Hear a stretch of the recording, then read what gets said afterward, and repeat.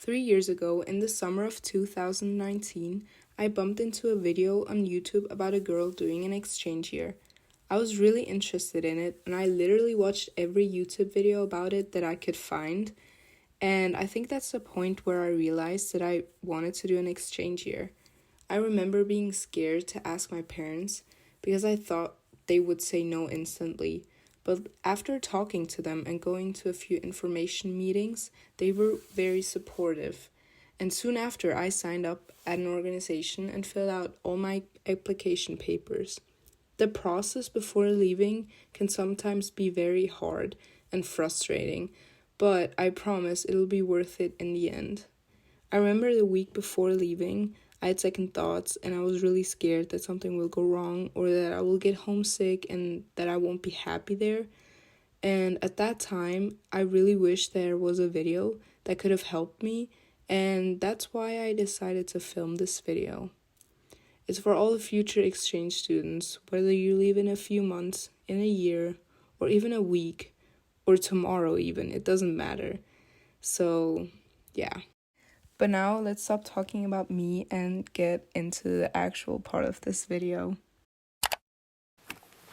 Hey guys, welcome back to my channel. My name is Shinoa and I did an exchange year in Florida in the year of 2021 and 2022. I haven't done a video about my exchange year since I came home, and I decided to do this video to help other people that are doing an exchange year and like take your anxiousness and nervousness away from you, because I remember before I was leaving I was very scared, and I'm gonna tell you guys things that I wish I had known before I went on my exchange year. I am talking about 7 different topics today. I think I'm just gonna start with packing and my flight. So packing was kind of hard, but I watched a lot of videos on YouTube about it, of other people. Make sure if you watch videos like that, watch like the reactions after they came back home, because that's the videos that are really helpful, because they talk about what they actually needed in their exchange year and what they really shouldn't have taken with them because they didn't really use it. I have a video on packing too, but that was before I left. But I think I did a pretty good job with packing. I'm trying to think back, but I think I like bought things that I needed that I knew I didn't have like months before I left, but then like a week before leaving I actually started packing. Like a week before I left, I opened up my suitcase, I put it on my floor, and I just day by day put more stuff in there that I knew I wouldn't need anymore, and I thought that was really good. And then like one day before I finished packing everything, I closed it, I weighted it, and yeah, that's how I did it. What really helped me was doing a pack list like a month before with things you know you need, and then you know what you have to get. Like you can highlight the things you need to get and then like cross everything off once you have them, and then crossing it off again when you put it in your suitcase, you know. That really helped me be organized and have a kind of an overview of all the things I need to pack and need to get. I think that I bought presents for my host family. I thought that was really cute, but like I think I actually overdid it, because like when I think back, like I actually changed my host families and I had all those presents for my first host family, and then like, you know, do not overdo it. And just in case, like keep some stuff for yourself. Maybe you can like give it your friends later if you like don't end up changing host families, but like in case you change host families, it would be cool to like kind of gift them something too. Like you shouldn't think about changing before you leave, but like you can just keep some stuff for yourself. Like you can give it to your host family like later on their birthday, on Christmas, you know. That's a good idea. Don't give them everything on the first day. Okay, now for the flight. I was really nervous and scared for the flight. It was my first time flying alone, which I was nervous about. Like I wasn't sure how it would be, and I know there are people out there that would be the first time flying for them too, and then the first time and being alone, and that can be a lot of stress. But actually like it was fine. I actually had fun flying alone. It was like, I don't know, I felt really independent. But one thing that really helped me was that I wasn't the only person flying. There are so many exchange students like from your organization that are flying on the same day, on the same flight, and you will see them. Probably everybody's wearing the shirt or clothes from your organization, and you're gonna see them. And don't be scared to go up to them, because I know they're scared too. So like if you guys find each other, just approach them, because I mean that's what your whole exchange year is about. Like you're going to a new place, you need to approach people. If you do it once, then it's gonna be easier next time. So that's a good practice of approaching people, and you can just be like, hey, are you on that flight too? Where are you going? And stuff like that. Because I can't remember where it was, but I think it was in Chicago. In Chicago, I actually like met a lot of people. Like that's a big airport, which like a lot of people are flying into like for their connection flight. And that's where I met a lot of exchange students. I think it was in Brussels where I saw them, because I remember a lot of people went to Chicago for their connection flight, so that's when you're gonna find a lot of people. Like flying is, now I think it's gonna be different, because I went when like the welcome days weren't a thing because of COVID. But I think with the welcome days, like in New York, you're gonna be flying with so many exchange students. You're all gonna go to the same point, so that's gonna be less scary. And when you're going to your host family, you're gonna be leaving with a lot of exchange students from the campus, so you're never gonna be alone. And even if you don't have exchange students, there are so many people at the airport, and they're all nice. You can just go up to staff at the airport and ask them. I mean, it's their job, they're there to help you, so don't be scared to do that. And even if you have problems, because I remember my flight was, I was supposed to go to New York first, like for my layover, and then go to Florida, but it changed to Chicago like the morning I was leaving, and I was like, oh my, that's gonna be a crazy day. But it was all fine. A tip I can give you is put all your stuff that you need, like your passport, your visa, all the papers that you need. Have a little folder. I had this one, have that with you, and it's just gonna make it easier to access, and you're gonna be less like nervous when you're in line, because you don't have to search everywhere for your documents. Just have it all in one place and know where you put them. Also for your flight, because it's a long flight, make sure like to download music, movies, bring a book, just stuff that is gonna keep you occupied on your flight, because that's the part where you're gonna overthink everything, because you're sitting there by yourself. You have a, I don't know, 8-hour flight. What else can you do than think about your exchange year and rethink everything? What I did, I actually packed some stuff, but I just ended up sleeping the whole flight. It was the best time of my life. I was just sleeping, and then I was in Chicago. Just try to take stuff to keep you occupied, so you're not overthinking everything. Because I remember on the flight I was like, what am I doing here? What have I gotten myself into?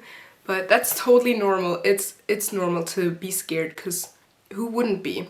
Yeah, I think that's everything for the flight and packing part. The second topic I want to talk about is making friends in the US. What I have felt like everybody was talking about it as if it was so easy to make friends. You're gonna be a new girl, everybody's gonna love you, everybody wants to be friends with you, but it's not like that. I mean, it could be, but after a few days you're not gonna be new anymore, and you're just gonna be normal. You have to reach out to people, you have to do stuff so people get to know you. You can't just go into class, sit there and think that people are gonna talk to you, because if you don't talk to them, why should they talk to you? So just be open. Maybe I mean, it gets annoying for other people, I think, but when you talk to people, you have to be sneaky and bring up the topic of you being an exchange student.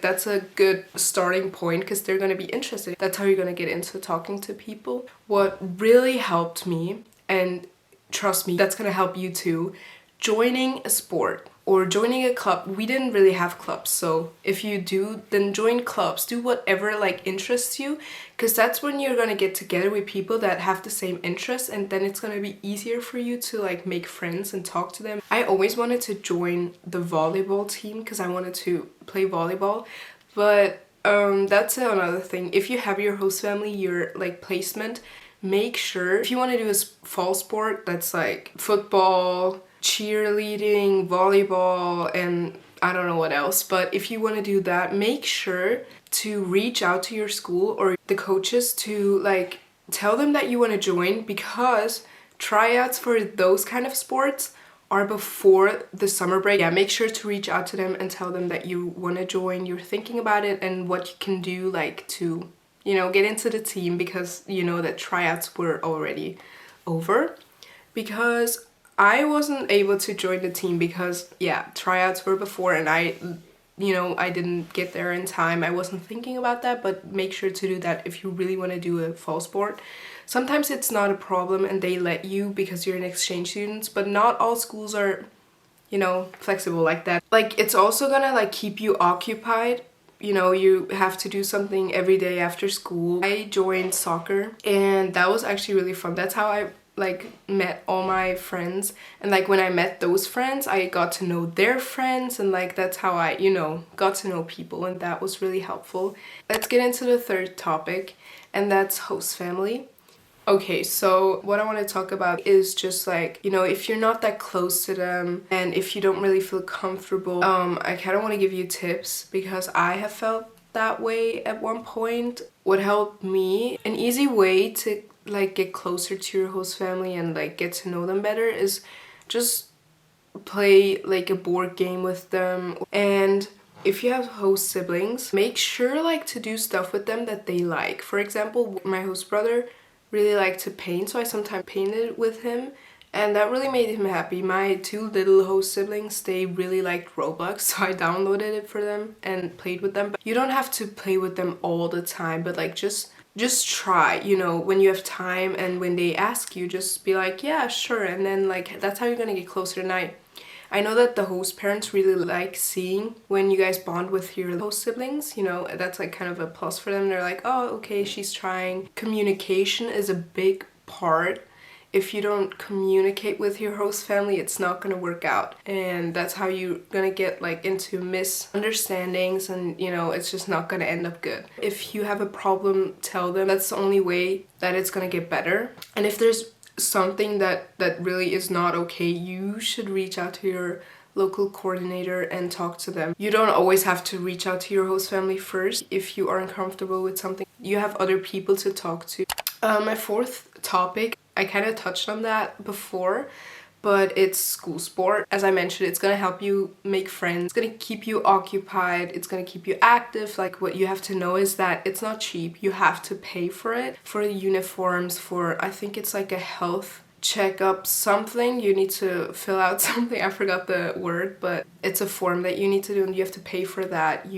I think for the bus rides you need to pay. Like, there's money going into that. I know that for some sports it can get very expensive because you have to pay not only the uniforms but like the gear, and that's not cheap, so you need to think about that. If you already know what you want to do, for example, if you want to do soccer and you have cleats at home, bring them because that's gonna save you money. So for the fifth topic, I'm going to talk about classes in school. What I can tell you, make sure to pick like fun classes that speak to you, you think are fun. For example, I took theater and yearbook and guitar, but also make sure to pick like one at least, or maybe two classes that like challenge you. I know that all organizations you have to take US history and English.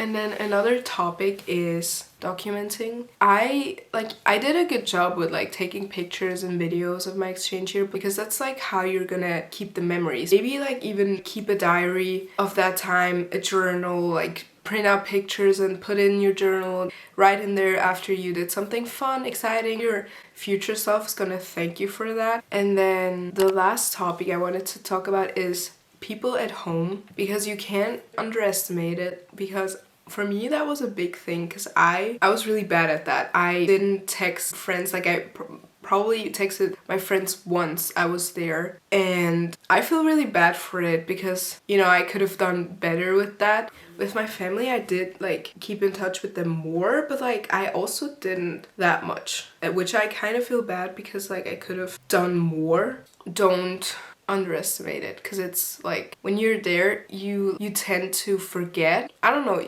when you're busy you don't really think of that, but it's gonna like hurt your relationships with the people from here. What I have noticed, like I don't really, like when I came back everybody kind of moved on and nobody really reached out to me because I didn't, you know, like you want to make new friends, that's all fine, but like don't forget about your friends back home. That was my last topic. And that's like all I really wanted to talk about in this video. If you want me to talk about other topics, if you have any questions, feel free to reach out to me, and I'm happy to make a video. I'm happy like to help you guys, and I really hope that this video was helpful for you and that it's gonna take away your nervousness. It's gonna be fine. You're gonna have a great time. Even if your year isn't perfect, you're gonna learn so much. Like, you're gonna get experiences that are like worth for your life, you know. I really hope that this video helped you, and yeah, see you next time. Bye!